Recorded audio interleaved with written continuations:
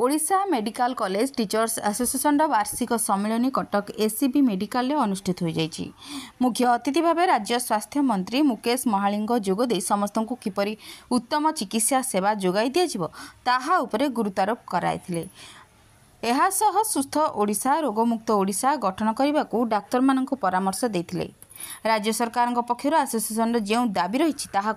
पूरण करने सरकार विचार करेंगे बोली कहिसेंती मंत्री। सेही भली राज्य रे 11टी मेडिकल कॉलेज कार्य करुवा बेले खूब शीघ्र आउ 3टी मेडिकल कॉलेज कार्यक्षम होगाकू जाउछि बोली स्वास्थ्य मंत्री सम्मेलन में एसोसिएशन सभापति डाक्तर जयंती पंडा कहिसेंती। स्वास्थ्य सेवा सह शिक्षा को एसोसिएशन गुरुत्व प्रदान करिसेंती जहाँ भविष्य में जारी रहिबो।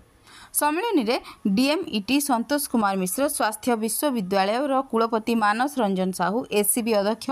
अधीक्षक प्रमुख जोग देथिले। एही अवसर में ओमटा पक्षर प्रकाशित स्मरणिका को अतिथि माने उन्मोचन करथिले। आपण देखंतु ओमटा एसोसिएशन सर्विस एसोसिएशन होची गुटे इंटेलेक्चुअल फोरम डॉक्टर्स एसोसिएशन कैनाडी हमर 11 मेडिकल कॉलेज रो समस्त एठी सदस्य निश्चित भाव में यहाँ ओडिशा रे गोटे बड़ एसोसिएशन जो माने मेडिकल सर्विस जो पॉलिसी ठू नहीं रिसर्च ठू नहीं पेशेंट केयर सबू कथा एसोसिएशन बहुत व्यस्त रही सरकार सहित कोऑर्डिनेशन कथा निश्चित भाव में ओमटार जहाँ भी एसोसिएशन दाबी अच्छी सरकार गुरुत्वर सहित विचार करेंगे आगामी तीन मेडिकल कॉलेज नुआ हवा खूब शीघ्र आपण देखो एबे 11टा मेडिकल कॉलेज फंक्शनल अच्छी आउ 3टा मेडिकल कॉलेज जो कथा कहली Jajpur medical college, Kandhamal medical college आउ तालचेर मेडिकल कॉलेज इटा भी ऑलमोस्ट फाइनल स्टेज को हलानी। आमे जाजपुर पाई तो 50 सीट रो जो नेशनल मेडिकल काउंसिल रो परमिशन मते आसीला आउ ए दुईटा भी मध्य हम खूब शीघ्र अप्लाई करू निश्चित भाव में तार आसी आउ भी आगामी दिन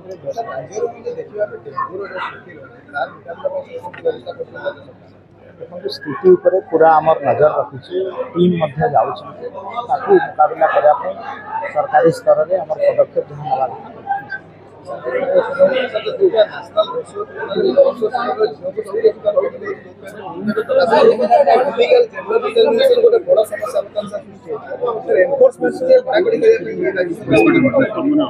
निश्चित भाव में आम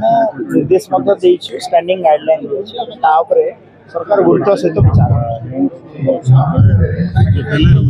मेडिकल कॉलेज टीचर्स एसोसिएशन गोटे मेडिकल कॉलेज रे शिक्षादान करुवा शिक्षक मानकर संस्था जहाँकि गत 35 वर्ष धरी आमर प्रथमे कटक बुर्ला और ब्रह्मपुर 3टी मेडिकल कॉलेज थिला। वर्तमान पाखापाखि 13टी मेडिकल कॉलेज सरकारी मेडिकल कॉलेज कार्यक्षम अच्छी और सेठी छात्र छात्री शिक्षा ग्रहण करुचंती ता बाहरे आमर गवेषणा और चिकित्सा मध्य चली तो तार राज्य स्तरीय गोटे संस्था है Odisha medical college teachers association jar आज अधिवेशन थिला। सेठी आमर स्वास्थ्य परिवार कल्याण मंत्री महोदय डॉक्टर मुकेश महालिंग जे कि पार्लियामेंट्री अफेयर्स और इलेक्ट्रॉनिक्स आईटी चार्ज रे भी अच्छी से मुख्य अतिथि भाव में योगदान देथिले। आमर स्वास्थ्य विश्वविद्यालय कुलपति मानस रंजन साहू से योगदान देथिले। आम director medical education Shri Santosh Kumar Mishra योगदान देथिले। ता छड़ा डीन प्रिंसिपल ओमटा कर्मकर्ता आउ 13टी मेडिकल कॉलेज रो मेडिकल टीचर्स जे कि 500 रु ऊर्ध्व योगदान देइचंती। आमर आलोचना हला जे राज्य रे डाक्तरी शिक्षादान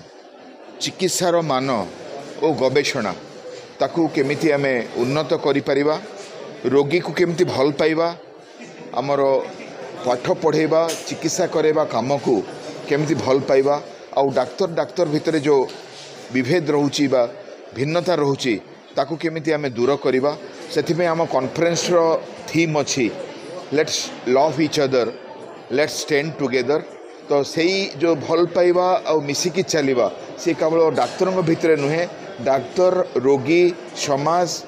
एटेंडेंट आउ समाज रो अन्य कंपोनेंट्स समस्त को नहीं चलिबार जो थीम अच्छी से आज सकाळे श्री सत्यव्रत कुना त्रिपाठी गोटे भल पाइबा विषय रे भाषण रखी तापर आमर कुलपति कही जे डाक्तरी शिक्षा को ओडिशा रे केमती आगे नबा और आमर इनागुराल फंक्शन रे यह होइतला मंत्री महोदय और समस्ते डाक्तरी शिक्षा डाक्तरी चिकित्सा और आम गवेषणार उपाय बाहर करथिले। वर्तमान यह भी योजना अच्छी आमर एनुअल जनरल बॉडी मीटिंग जो थी कि सजेशंस आम सब मेंबर्स मानक नबू आउे आमर भोटिंग हम प्रति 2 वर्ष थे भोटिंग हुए और नुआ कर्मकर्ता चयन हम।